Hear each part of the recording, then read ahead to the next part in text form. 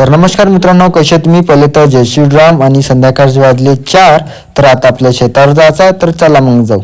तर बाहेर निघलो तर दादाजी आणि दादी बसून होती ना, आई तूर धुत होती. तर गाडी पाशी आलो तर पाहिलं तर आबाळून दिसलं पूर्ण काळा काळा. तर मी निघालो शेताकडे जायसाठी. दादाजी म्हणे आपण झाकझूक करू म्हणे. तर निघालो. तर आलो मी शेतावर, तर दादाजी समोर गेले. तर आपल्याला मक्याला पाणी वालायचं आहे, तर पाहतो तर लाईन जाऊन वा म्हणलं. तर टाक्यावर बसलो लाईन येईन म्हणून. तर लाईन आली शेवटी. तर दादाजी पाणी वालायला लागले. तर पूर्ण वलनं झालं आणि आबाळ आलं काळा काळा. तर आता मी जात आहो आपल्या कुटाराकडं झाकझूक करावं म्हणलं. तर आबाळ वाढत आहे ना, तर आता झाकझूक केलं पूर्ण. आबाळ पण कसं काळा काळा होऊन गेलं. तर पूर्ण झाकझूक केलं आणि घरी जात आहो. घरी जाऊन सबस्क्राईब करा चॅनलला. आणि आता मी वाटच पाहतो दादाजी याची. दादाजी तिकडे गेले तर पूर्ण घरी झाकझूक करा. आता मी घरी आलो तर दादाजी झाकझूक करावं म्हणे. तर आता मी दादीकडे जाता. दादी काय करत होती? तुरी धुत होती. तर सगळं काम वगैरे झाले आमचे.